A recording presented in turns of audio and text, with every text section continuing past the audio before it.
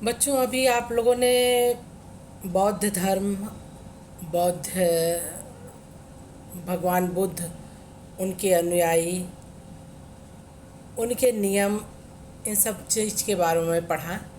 अब बौद्ध धर्म की बहुत सारी बहुमूल्य चीज़ों को कैसे संरक्षित किया गया, कैसे संकलित किया गया, किस प्रकार की इमारतों की रचनाएं हुई, उस चीज़ के बारे में अब हम पढ़ेंगे। सबसे मुख्य उनके रचना जो थी वो स्तूप था। स्तूप कैसे बना, क्यों बना, स्तूप होता क्या है, और स्तूप के बारे में, उसकी संरचना के बारे में, और कौन कौन से स्तूप आपको मिले हैं उसके बारे में अब हम आपको बताएंगे। तो स्तूप क्या होता है? प्राचीन काल में कुछ जगहों को लोग पवित्र मानते थे, जहां अक्सर खास वनस्पति, अनूठे चट्टान, विस्मयकारी प्राकृतिक सौंदर्य होता था। ऐसे स्थल धीरे धीरे पवित्र माने जाने लगे। ऐसे स्थलों पर कभी कभी एक छोटी सी वेदी भी बनी होती थी, जिसे चैत्य कहा जाता था। पवित्र स्थलों के में बुद्ध के जीवन से जुड़ी कुछ जगहें हैं, जैसे बुद्ध का जन्म स्थान लुम्बिनी, जहां उन्होंने ज्ञान प्राप्त किया, बोध गया, जहां उन्होंने प्रथम उपदेश दिया, सारनाथ, तथा जहां उन्हें निर्वाण प्राप्त हुआ, कुशीनगर। ऐसी जगहों को पवित्र जगह माना गया है। स्तूप क्यों बनवाए जाते थे? स्तूप बनाने की प्रक्रिया बुद्ध से पहले की रही होगी, ऐसा हम मानते हैं, इतिहासकार मानते हैं, परंतु यह बौद्ध धर्म से जुड़ गई। पवित्र जगहों पर बुद्ध से संबंधित उनकी चीज़ें या उनकी अस्थियों को गाड़कर एक टीले की आकृति बना दी जाती थी, जिसे स्तूप कहते हैं। इसे बौद्ध धर्म के प्रतीक के रूप में प्रतिष्ठा मिली। ईसा पूर्व दूसरी सदी तक भरहुत, सांची, सारनाथ जैसी जगहों पर स्तूप बनाए जा चुके थे।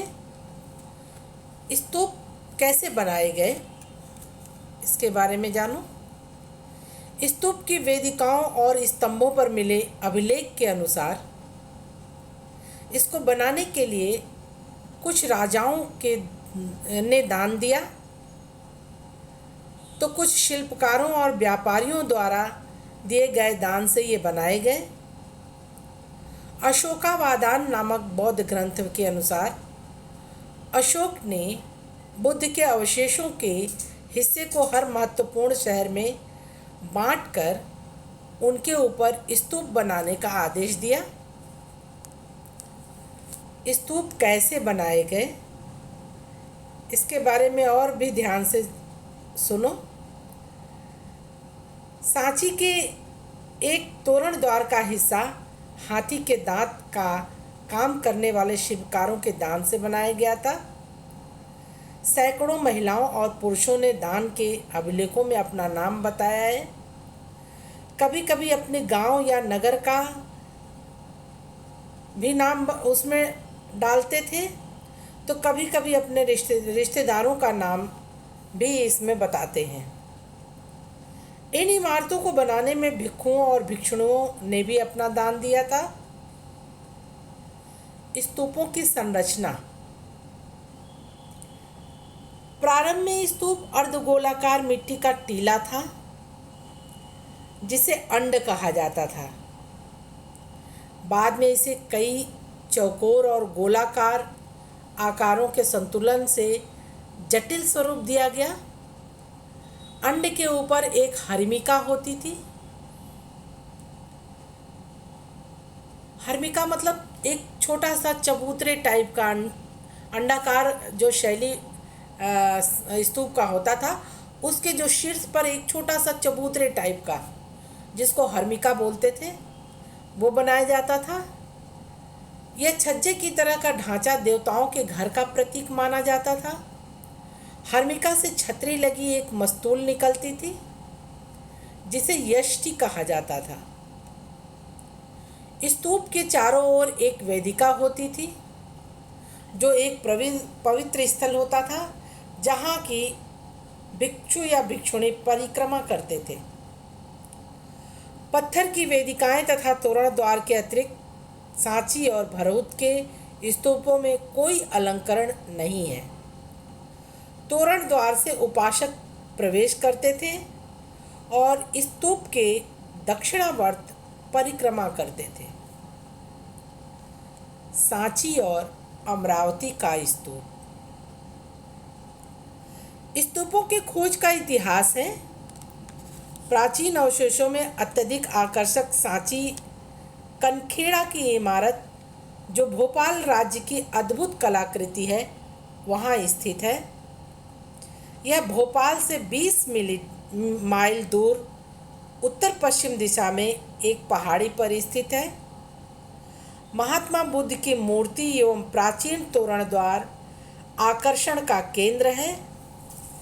मेजर अलेक्जेंडर कनिंघम द्वारा ने इसकी खुदाई की और इसके विषय में एक अंग्रेजी पुस्तक में उद्धरण इसका दिया है।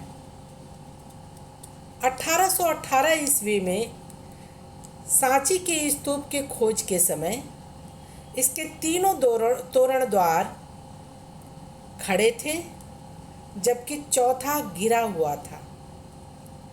अंग्रेज इसे लंदन ले जाना चाहते थे, परंतु सौभाग्यवश ऐसा नहीं कर सके। सांची स्तूप आज भी वहां बना हुआ है।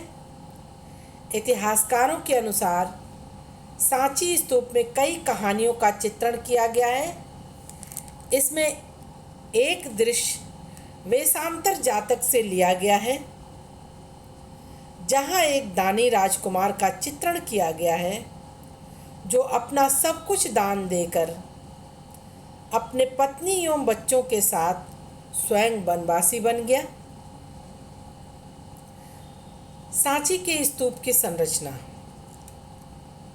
सांची में उत्कीर्ण बहुत सी मूर्तियां शायद बौद्ध मत से सीधी नहीं जुड़ी हुई थी। सांची के स्तूप में एक उत्कीर्णन वेशांतर जातक कथा से लिया गया है। कुछ सुंदर स्त्रियों की मूर्तियां हैं जो तोरण द्वार के किनारे पेड़ पकड़कर झूलती हुई दिखाई देती हैं। इन मूर्तियों को त्याग तपस्या से कोई रिश्ता नज़र नहीं आता, परंतु साहित्यिक परंपराओं के अध्ययन से वे समझ पाए कि यह संस्कृत भाषा में वर्णित शाल भंजिका की मूर्ति है। इसे शुभ का प्रतीक माना जाता था। लोक परंपराओं के मत के अनुसार इस स्त्री द्वारा छुए जाने से वृक्षों के फूल खिल उठते थे, वृक्षों में फल लग जाते थे। इस कारण यह स्तूप के अलंकरण में प्रयुक्त हुआ। सांची स्तूप में कई जानवरों, घोड़े, हाथी, बंदर, गाय, बैल तथा सांप का प्रयोग हुआ है। इन जानवरों को मनुष्य के गुणों के प्रतीक के रूप में उत्कीर्ण किया गया है। एक प्रतीक में कमल के फूल और 2 हाथियों के बीच एक स्त्री की मूर्ति प्रमुख है, जिसे महात्मा बुद्ध की माँ माया की मूर्ति को माना गया है, तो कहीं इसे सौभाग्य की देवी गजलक्ष्मी का रूप माना गया है।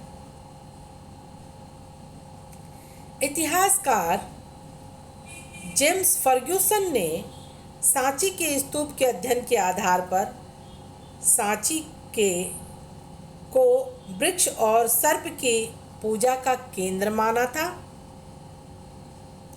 स्तूप के चित्रों में रिक्त स्थान,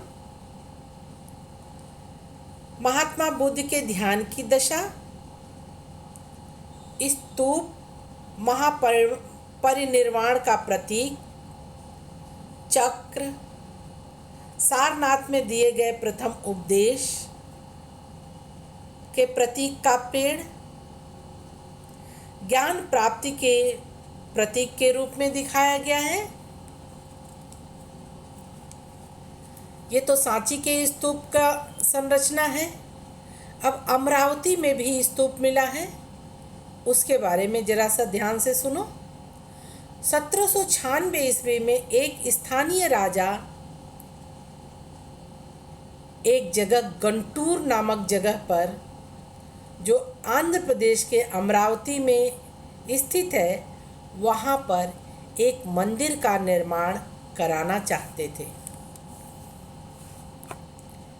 इसी क्रम में उन्हें अमरावती में वहाँ अवशेष प्राप्त हुए। उन्हें खजाने का भ्रम हुआ। उन्होंने उसका खुदाई शुरू करवा दिया, जिसके उपरांत उन्हें स्तूप प्राप्त हुआ।